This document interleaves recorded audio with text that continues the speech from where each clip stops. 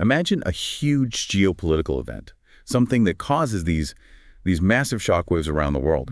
But when you look for what happened, there's no explosion, no gunfire. All you see is a single plain truck rolling onto a military base in Japan. It honestly looks like any old shipping container you'd pass on the highway. Exactly. Yet inside that boring steel box is something that could completely change the future of Asia. This truck is carrying a system called Typhon. Now, officially, it's just there for military exercise, Resolute Dragon Comp 5. Yeah. But our mission today is to really get into why this one truck is causing what our sources are calling a psychological earthquake in Moscow and Beijing. And it's so important to understand that this isn't just a new piece of hardware. This move signals that the old rules, they're just gone. Yeah. We are seeing a weapon that was literally outlawed by international treaty for more than 30 years, and now it's back. And it's back in one of the most volatile places on the planet. This is what a new era of confrontation looks like. In this era, a simple truck is, frankly, a lot more terrifying than a huge aircraft carrier. Okay, let's unpack that because, I mean, if the goal is long-range strikes, the U.S. already has that, right? You've got B-2 bombers, air bases in Guam. So why does this one truck, this Typhon system, suddenly matter so much more? Why is it, completely mundane, looks so deceptive? That's the foundational question. And the technology itself is almost anticlimactic. It really is just a missile launcher mounted on a truck chassis. It doesn't scream high-tech. Right. But that's the genius of it. The key difference is mobility and the domain it operates in. Air and sea assets are, well, they're predictable. Land, especially in a dense urban place like Japan, gives you a level of flexibility that is just unmatched. If you're talking about the difference between a massive ship that you can track with a satellite every second of the day and a weapon that could be hidden, next to a pallet of groceries in a warehouse? Precisely. Aircraft carriers are, at the end of the day, big floating targets. They're stuck in the ocean. Bombers have to return to these huge fixed air bases, and the base itself becomes the target. But Typhon, it can use all the civilian infrastructure around it for cover. Today it's in a warehouse. Tomorrow it could be under a highway overpass, just blending in with traffic. And that lets it use the classic shoot and scoot tactic. You can fire a missile and then just disappear before the enemy even knows where to shoot back. Exactly. It launches, drives 10 miles down the road, and it's gone.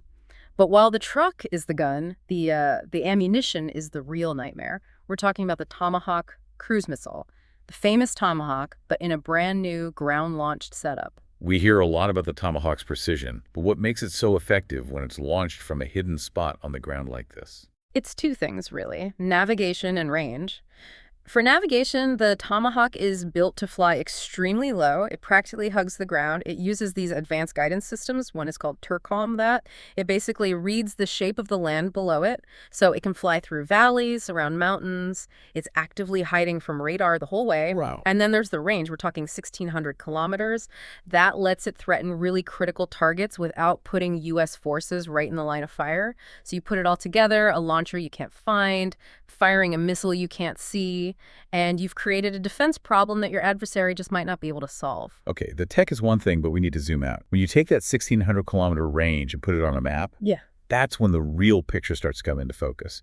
We're moving from the weapon to its geographic impact. This is about the transformation of the entire region. This is where you get what some are calling the red circle. If you draw a 1,600-kilometer radius from where Typhon could be deployed in Japan, the strategic effects are, well, they're immediate. So let's visualize that circle. What kind of high-value targets are now in range that were basically safe from this kind of attack before? The list is huge. That circle completely swallows Vladivostok. That's the home base, the heart of the entire Russian Pacific Fleet.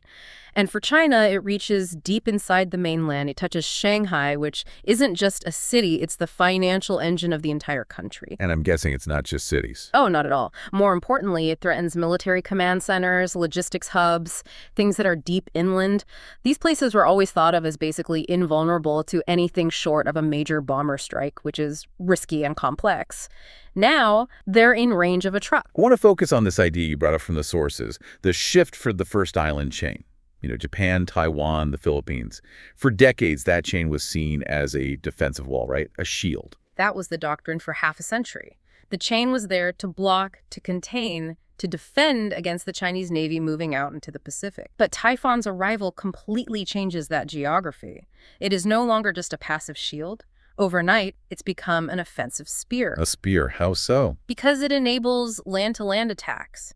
This isn't about fighting a battle at sea anymore. This is about having the ability to strike directly at an opponent's core economic and military infrastructure. Right. From an ally's backyard. You're shifting the entire strategic stance from holding the line to holding your capital at risk. That's a fundamental change in the game. And that change is why the history here is maybe even more important than the tech. Yeah. We have to talk about the Broken Seal, the treaty that made this exact kind of weapon illegal for so long. Absolutely. To really get why the reaction has been so furious, you have to go back to the Cold War. We're talking about the Intermediate Range Nuclear Forces Treaty, the INF Treaty.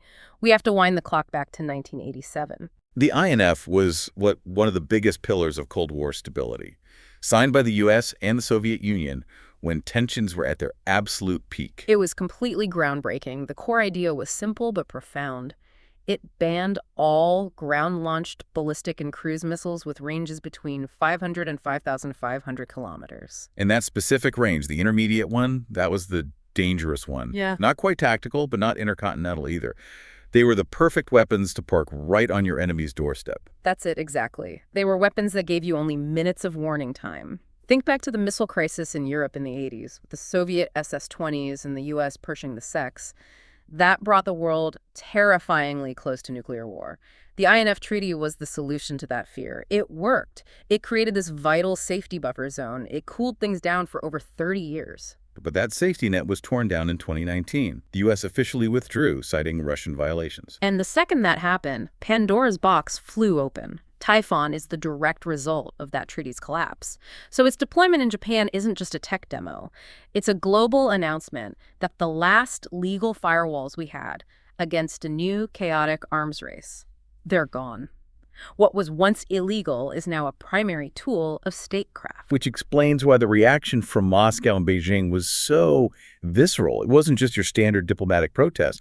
Our sources said these warnings were pretty direct. The Russian reaction was immediate. Their foreign ministry called it extremely destabilizing. But the key phrase you have to look at is their threat of military technical measures. That sounds like something straight out of Cold War textbook. What does that diplomatic code actually mean? It's a direct threat. It means if you put a gun next to my head that gives me no time to react, I will respond by putting my own gun next to yours. It means counter-deployment. Escalation. It's a promise to restore the balance of terror. And Beijing is seeing this in a similar light. They've called it holding a knife to the throat. Because both countries share the same existential fear, the one the INF Treaty was built to solve, the total loss of warning time. Let's make this practical. Before, if the U.S. was planning a major strike with planes or ships, Russia and China would have hours, maybe 4 to 8 hours, to detect it, to analyze it, to wake up their leaders. A window of time where diplomacy still has a chance. A chance, exactly. But now, with mobile missiles right on their border that can hit key targets in minutes, that reaction time is basically gone. We're talking about decisions that have to be made in, 3 to 10 minutes? Which completely erases that safety buffer. The line between let's negotiate and we have to launch just collapses. And that leads us to the whole temporary line from Washington and Tokyo. They keep saying Typhoon is only here for the exercise and will go right home. For any serious analyst, it's visual deception. So why do they call it a proof of concept?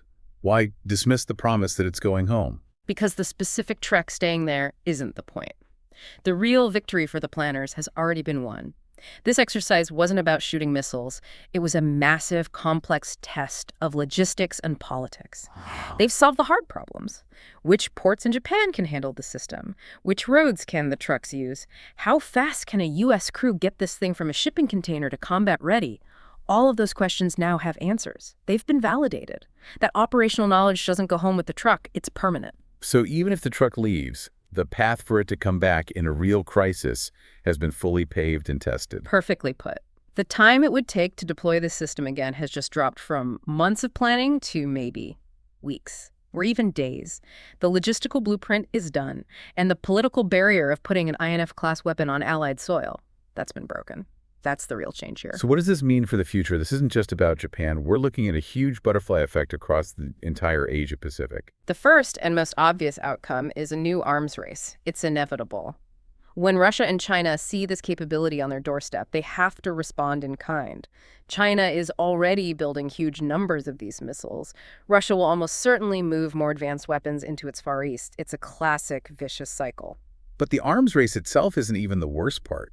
The sources seem to suggest the real danger is something else. It's miscalculation.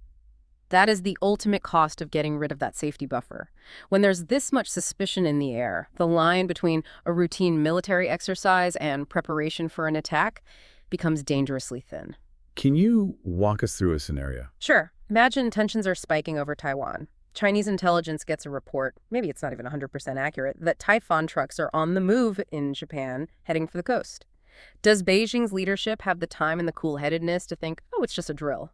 Or do they assume this is the opening move of a preemptive strike aimed at taking out their command structure? And in a world of 10-minute decisions, fear is going to win out over reason.